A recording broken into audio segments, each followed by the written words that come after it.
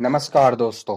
आज अपन बात करने वाले हैं क्वाड देशों के बारे में। क्वाड संगठन जो है वो क्या संगठन है उसके बारे में आज अपन देखेंगे। तो क्वाड देशों के बारे में देखने से पहले अपने को इसकी फुल फॉर्म का पता होना चाहिए। तो इसकी फुल फॉर्म की बात की जाए तो इसे क्वाड्रिलेटरल सिक्योरिटी डायलॉग के नाम से अपन जानते हैं, जिसको अपन शॉर्ट में बोले तो QSD होता है। लेकिन फिर हमें क्या करते हैं, इसको क्वाड देशों के नाम से जानते हैं। और आज ये क्वाड देशों का एक ग्रुप है, बहुत ही अच्छा ग्रुप है, जो कि 21वीं सदी का बहुत ज़्यादा अच्छा होने वाला ग्रुप है। तो क्वाड्रिलेटरल सिक्योरिटी डायलॉग की बात की जाए, क्वाड देशों की बात की जाए, तो इसकी नींव सबसे पहले 2004 में रखी गई थी। अब आप सोच रहे होंगे कि 2004 में कैसे रखी गई थी, तो मैं आपको बता देता हूं कि हिंद महासागर में एक सुनामी आई थी और उसी सुनामी के अंदर भारत, जापान, अमेरिका और ऑस्ट्रेलिया ने यह ग्रुप बनाया। और क्या किया, क्यों बनाया, हिंद महासागर में जब सुनामी आई तब बनाया। और किस लिए बनाया, इसका मकसद क्या था बनाने का। इसका मकसद सीधा से यही था कि रेस्क्यू और राहत सामग्री भेजने का ऑपरेशन चलाया था इन चारों देशों ने। इसीलिए वर्ष 2004 में क्वाड जो संगठन है इसकी नींव रखी गई थी। 2004 में जब रेस्क्यू और राहत सामग्री भेजने का जो ऑपरेशन चलाया गया था, वो ऑपरेशन कंप्लीट होने के बाद में 2004-05 के अंदर यह ग्रुप खत्म भी हो जाता है। क्या हो जाता है, वापिस खत्म हो जाता है, क्योंकि इनका जो मकसद था वो कंप्लीट हो चुका था। रेस्क्यू और राहत सामग्री का भेजने का जो ऑपरेशन था वो कंप्लीट होने के बाद में यह क्या होता है, 2004-05 में वापस भी टूट जाता है, खत्म हो जाता है। फिर बात करते हैं अपन, फिर अगर अपन बात करते हैं 2006 की, तो 2006 में पूर्व यानी कि पहले जो जापान के PM रह चुके हैं शिंजो आबे, उन्होंने इस ग्रुप को बनाने की प्रस्ताव रखा था। उन्होंने इस ग्रुप को बनाने के लिए प्रस्ताव रखा था। और जापान के जो शिंजो आबे थे, उन्होंने मकसद क्या बताए थे, और इस ग्रुप का वर्ष 2006 में मकसद क्या था। जब प्रस्ताव रखा गया था शिंजो आबे के द्वारा, तब इस ग्रुप का मकसद क्या था, तो इसका मकसद यही था कि समान सोच वाले देश एक साथ जुड़े रहे और हिंद महासागर में एक दूसरे के हितों का ख्याल रखें। हिंद महासागर में एक दूसरे के हितों का ख्याल रखने का मतलब यहाँ पर सीधा सा है कि महासागर में जो अपनी पहुंच बनाना है, अपना जो नेटवर्क बिछाना है, अपनी जो ताकत जो है वो दिखाना, एक तरीके से यह जो था उनका एक कार्य हुआ करता था। तो समान सोच वाले देश एक साथ जुड़े रहे और हिंद महासागर में एक दूसरे के हितों का ख्याल रखे, चारों के चारों देश। इसीलिए इस क्वाड को प्रस्ताव किसने रखा था, जापानी CM ने रखा था। जापानी CM नहीं बल्कि PM शिंजो आबे। अब बात करते हैं 2007 की। तो 2004 में हिंद महासागर में सुनामी आई थी, रेस्क्यू और राहत सामग्री भेजने का ऑपरेशन चलाया था, 2004 में टूट भी जाता है। फिर 2006 में जापान के PM शिंजो आबे ने इसको बनाने का प्रस्ताव रखा था। क्यों रखा था, क्योंकि समान सोच वाले देश एक साथ जुड़े रहे और हिंद महासागर में एक दूसरे का ख्याल रखते रहे। फिर 2007 की बात करते हैं। अब अपन 2007 की बात करते हैं तो चारों देशों के बीच पहली बार एक औपचारिक मीटिंग भी होती है 2007 के अंदर।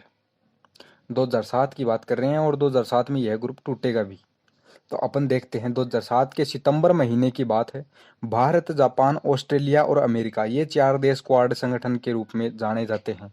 तो ये क्वाड देश जो थे, उनके साथ में एक देश और मिल जाता है जिसका नाम है सिंगापुर। क्या नाम है, सिंगापुर नाम है।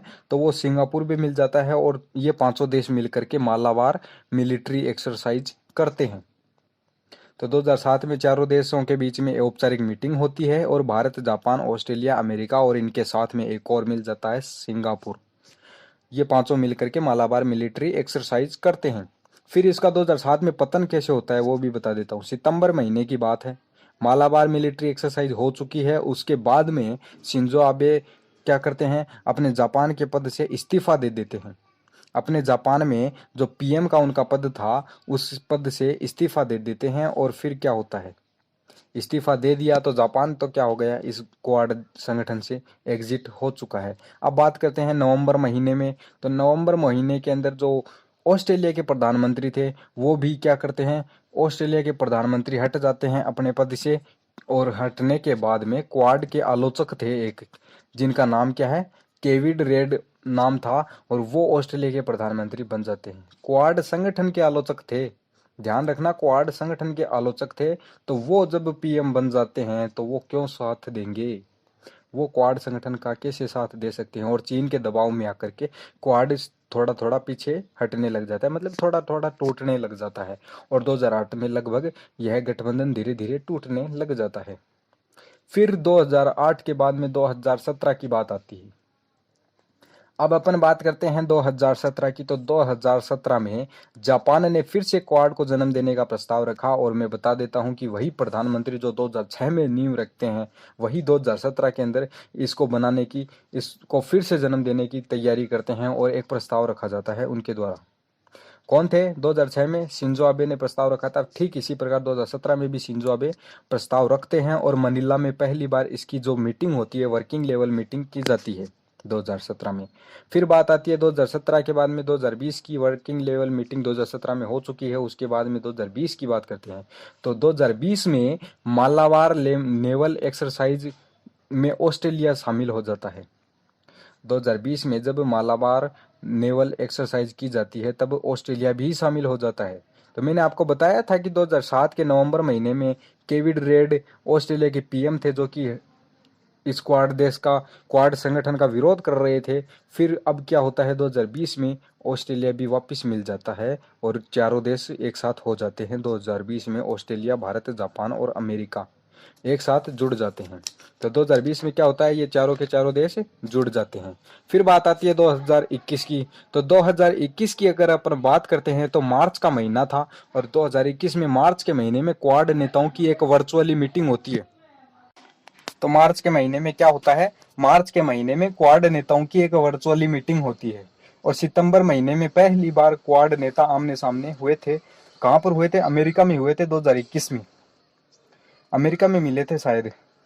ठीक है। तो सितंबर महीने में पहली बार क्वाड नेता आमने सामने होते हैं, और उनका मुख्य एजेंडा क्या रहता है 2021 में?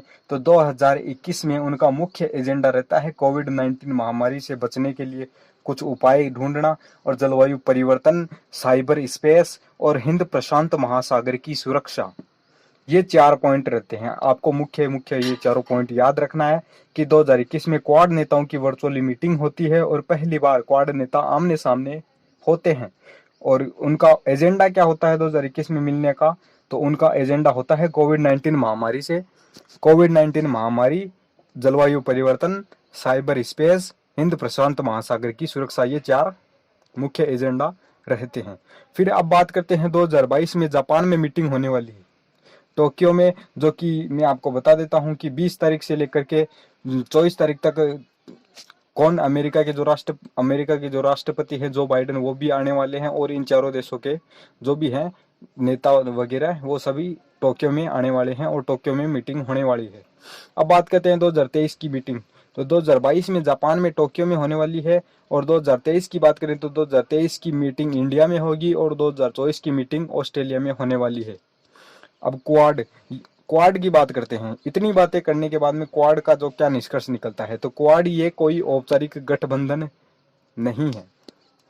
ये कोई औपचारिक गठबंधन नहीं है। जिस प्रकार से अपन देखते हैं कि स्कूल के अंदर बच्चे किस प्रकार से अपना अपना एक ग्रुप बना करके रहते हैं, ठीक इसी प्रकार से यह क्वाड देशों का एक ग्रुप है। इसमें 4 देश शामिल है, और वो अपने अपने हितों का ध्यान रखते हुए और क्या करते हैं, अपना ग्रुप बना करके रखे हुए हैं।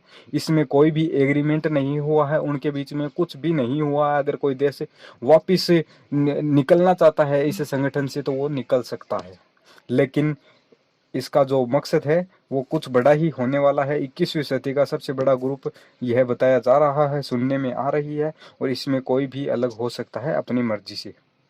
तो 24 मई को टोक्यो जापान में क्वाड शिखर सम्मेलन होने जा रहा है। तो ये थी टोटल बातें। और अगर एक बार फिर से रिपीट मारे, तो अपन समझ सकते हैं कि 2004 में सुनामी आई थी हिंद महासागर में।